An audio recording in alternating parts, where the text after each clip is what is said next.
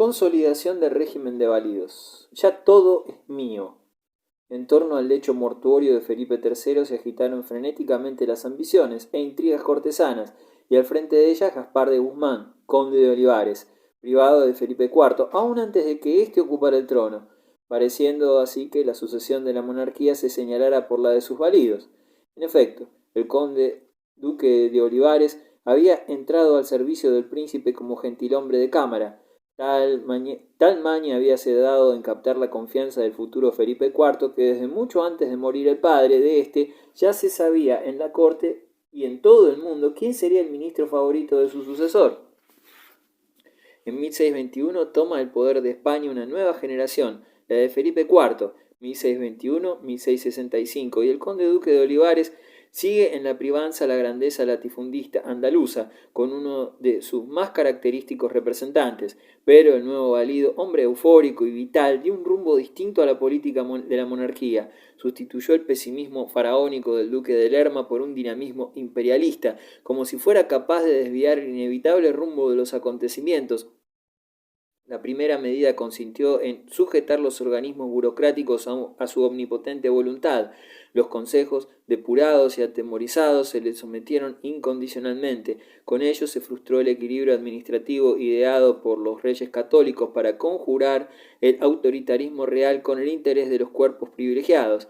Este importante paso en la centralización del poder en una sola mano fue seguido por otro, no menos decisivo, el de forzar a los territorios autónomos de la monarquía a marchar al compás de la política desplegada por el gobierno de Castilla. Muy poco antes de ocupar el trono, decía el príncipe, a la sazón de 16 años de edad, al conde: el mal de mi padre se ha apretado y parece que no tiene ya duda su tránsito y nuestra desdicha. Si Dios le lleva, conde, solo de vos he de fiar. Aludiendo Quevedo a esta situación política, comentaba que Felipe III había acabado de ser rey antes de empezar a reinar, y que Felipe IV había empezado a reinar antes de ser rey, aunque de hecho lo fuera Olivares. El nuevo valido barrió literalmente de la corte a los ministros del anterior reinado. Al duque de Lerma ni siquiera se le permitió entrar en palacio, quedando recluido en sus posesiones de Lerma, provincia de Burgos. Al duque de Uceda no bastó con que Olivares le espetara aquella frase reveladora de su pensamiento íntimo: ya todo es mío. Fue envuelto en un proceso y sabe Dios a dónde llegar al fin su castigo, comenta Cánovas del Castillo, si el rey no hubiese intervenido de repente y contra su costumbre en el asunto, declarando por sí propio que aquel ministro no había faltado en cosa alguna a su deber y obligaciones, lo que no impidió que muriera preso en Alcalá de Henares poco después, en 1624. Mal librados quedaron también, entre otros magnates, Pedro Telle Girón, duque de Osuna, virrey de Nápoles y Sicilia, acusado de haberse enriquecido mediante indecorosos procedimientos, aunque lo cierto es que Olivares sentía rencorosa envidia contra aquel virrey por el lujo y boato que desplegara en todas las ocasiones y su aire altivo y de gran señor. Olivares decretó la prisión del duque, a quien intimaron con las puntas de las alabardas a entregarse. En abril de 1621 murió de pesadumbre en Madrid 2 años y medio más tarde. Más espectacular fue la prisión y muerte de don Rodrigo Calderón, marqués de Siete Iglesias, confidente del duque de Lerma, personaje que tanta privanza había alcanzado durante el reinado anterior que se decía de él que era el valido del valido. Fue acusado de homicidio y de malversación de fondos públicos e ilícita y escandalosa venta de cargos, acusaciones que no dejaban de ser factor común de los grandes señores de su época. El rumor palaciego y popular lo acusó incluso de haber contribuido a la prematura muerte de la reina Margarita de Austria en 1611. Sometido a tormento y llevado de prisión en prisión, fue luego conducido por las calles de Madrid el jueves 21 de octubre de 1621, montado en una mula de sus antiguas caballerizas, vestido con fúnebre capuz y caperuza de bayeta negra, crucifijo en las manos y acompañado por 60 alguaciles de corte, pregoneros y campanillas. Arrogante hasta el último minuto, no consideró afrenta a su muerte, sino triunfo y gloria, y preguntó al confesor que le asistía si era pecado de altivez despreciar tanto la muerte. Su interés y serenidad en aquel momento supremo motivó el refrán popular de tener más orgullo que Rodrigo en la horca. El poeta Góngora le dedicó una 10ª fúnebre.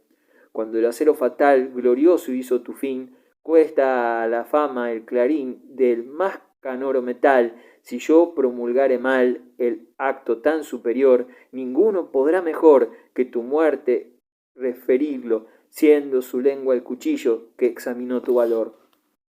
Olivares, la pasión de mandar. Tal subtítulo dio Gregorio Marañón a su magnífico estudio sobre el conde duque, analizando en él documentada y sutilmente la figura trágica de aquel gran hombre que se midió con Richelieu, su coetáneo, colega, paralelo en la ambición y en la privanza de un monarca.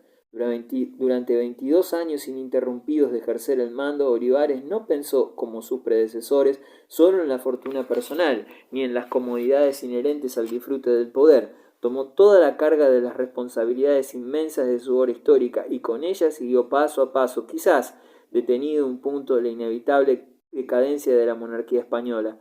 Tuvo grandes ambiciones, fue más genial que sus contemporáneos y estuvo dotado de más visión política que sus predecesores y continuadores, pero sus esfuerzos titánicos no evitaron un fracaso irremediable. Ya, sus errores fueron tan hondos y graves como el desmesurado poder que soportaba terriblemente solo.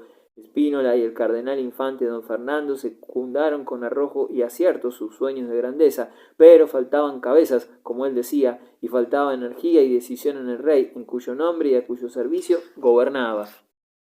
Soñó importantes reformas, desmesuradas algunas, en su inagotable sed de mandar, enfermiza obsesión en Olivares, todo es mío, todo, sin faltar nada, con lo cual el valido promovió una actividad inusitada, dirigida a causar efecto en la opinión pública, honradamente interesada en que se pusiera justo límite a los abusos de la empobrecida y viciada administración española. Entre otras medidas, creó la Junta de Información de Costumbres, uno de cuyos objetivos era el de fiscalizar el patrimonio de cuantos habían sido ministros a partir del año 1603, a fin de que, conociendo el caudal que poseían antes de regentear su cargo y después de abandonarlo, se pudiera saber si lo habían incrementado por medios ilícitos. Ordenó que los consejeros reales no deliberasen de viva voz, sino que cada uno emitiese su dictamen por escrito al rey, informes que el monarca apenas leía, pasándoselos al valido. Trató de poner límites a la emigración y a la evasión de capitales y de metales preciosos, dictando leyes encaminadas a moderar los gastos en la adquisición de objetos y géneros de lujo. Todo ello fue más intención que logro. Lo cierto es que nada hacía el monarca sin que interviniera Olivares. Un embajador de Venecia en España trazaba el siguiente retrato físico y moral del conde duque de Olivares. Don Gaspar de Guzmán es hombre de estatura grande, aunque no de elevada talla, que lo hace grueso de cuerpo y cargado y encorvado de espaldas, de cara larga, de pelo negro, un poco hundido de boca y de ojos y narices ordinarias, de cabeza caída de la parte de adelante y de la de atrás alto y de ancho cerco, de frente espaciosa, si bien la cabellera postiza que trae la chica, el color del rostro trigueño, el mirar tiene un entre oscuro y airado, soberbio de naturaleza, pero agradecido a beneficios. Su ingenio es elevado y perspicaz, goza de una facundia natural en voz y una elocuencia acompañada de doctísimas agudezas en escrito. En el negocio es facilísimo en la apariencia, mas tan disimulado en su sustancia que cualquiera queda burlado en las esperanzas y engañado en las promesas. En la fatiga de despachos y en la frecuencia de la audiencia es pacientísimo. Levántase de la cama una hora antes del día, tanto de invierno como de verano. En la asistencia de servicios personales al rey es tan puntual, celoso y diligente que su majestad no se pone vestido que él no lo vea, ni viste camisa que no pase por sus manos. Acostumbra a ver al rey 3 veces al día, etc. Conde de la Roca, fragmentos de la vida del conde duque de Olivares, manuscrito de la biblioteca de la Real Academia de la Historia. Sus famosas juntas no estaban mal ideadas, fueron precursoras en parte del tiempo actual de ministerios y patronatos, pero multiplicadas con exceso su eficacia fue limitada, desapareciendo sin dejar rastro. Descuidó los intereses de la colonización americana, intervino sin necesidad perentoria en los asuntos europeos, mientras abandonaba a su suerte al mar de las Antillas, e incluso el Atlántico, a todas las depredaciones de los piratas y de los marinos holandeses, y descuidó también la organización del ejército y de la armada. Puede discutirse esta política del conde duque, comenta Vincent Vives, en cuanto su principal obligación consistía en rehacer la economía de Castilla, ordenar la hacienda del Estado y salvar el imperio americano del desastre.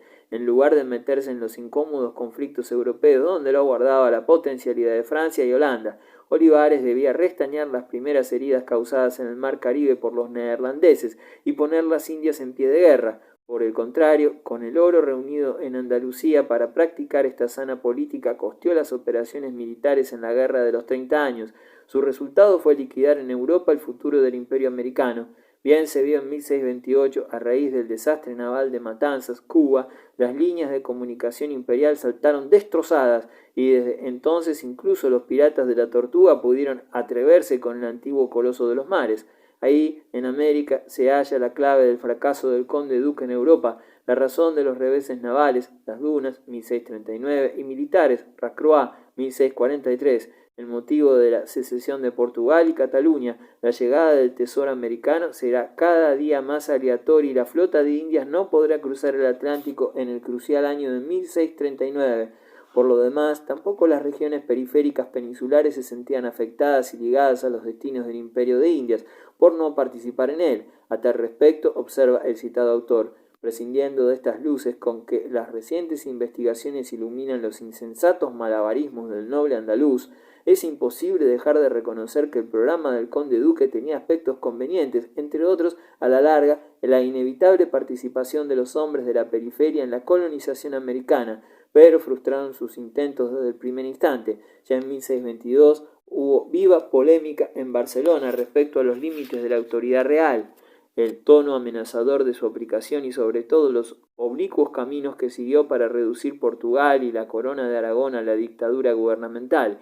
Ni los portugueses ni los catalanes habían contribuido a las necesidades de la monarquía con los sacrificios de los castellanos, ni unos ni otros habían experimentado la sangría económica y biológica de estos últimos, pero tampoco habían obtenido las colosales compensaciones otorgadas a Castilla, la explotación del continente americano, la primacía cultural y política en el seno de la España. Aunque fuera muy obsequioso con sus coterráneos andaluces, fue seguramente su sangre castellana la que más influyó en su personalidad. Amaba a Castilla, afirma Gregorio Marañón, como entonces y luego la amaron todos los gobernadores españoles, porque ha sido siempre la región que ha sabido dar el paso mesurado en los tiempos de agitación, la que se ha orientado hacia el progreso estricto sin preocuparse de la moda, la que ha hecho en cada instante el sacrificio más costoso por la patria común, sin pensar jamás en el recibo, la que ha visto nacer al hombre sobrio e inteligente y a la mujer enjuta, paridora y recta, que conservan y transmiten como nadie la esencia inmortal de lo español. Ya lo manifestaba Quevedo. En Navarra y Aragón no hay quien tribute un real. Cataluña y Portugal son de la misma opinión. Solo Castilla y León y el noble reino andaluz llevan a cuestas la cruz. Precisamente, en aquellos mismos años, un artesano de Toledo llamado Damián de Olivares dirigía memoriales al rey y al conde duque, exponiendo las desventuras de los artesanos y proponiendo con datos y buenos juicios de incomparable valor los remedios que nunca llegaron. Segovia deja de labrar cada año por la entrada de mercaderías extranjeras de lana y seda 25.500 piezas de paño. Suplicaba que se protegiese la sericultura. Hay alrededor de Toledo muchos cigarrales y tierras de secano, y en la ribera del Tajo muchos sotos por ambas orillas donde se pueden plantar las moreras y criarse muy grandes cantidades de seda. Política interior. La opinión pública en principio recibió con aplauso las reformas del Valido, pero pronto se llamó engaño y comenzó a considerar a Olivares como un favorito más que, en medio de sus genialidades, nunca desatendía su medro personal y su provecho egoísta. Los nobles, a quienes postergó y despreciaba, atizaron la animadversión contra él, sobre todo cuando el pueblo se sintió cansado de guerras lejanas y más graves impuestos. Los nobles optaron por hacer el vacío en la corte y se fueron retirando a sus casas, y muchos a sus lugares, dejando casi solos al rey y a su valido. Ni siquiera acudían a las comidas regias, ninguno asistía como solían a verlo comer, comenta el cronista Guidi, ni lo servían en la casa, y pocos lo acompañaban en la capilla y en otros actos públicos, y se tuvo por rarísima novedad ver en el día de Pascua en el banco de los grandes solo al conde de Santa Coloma.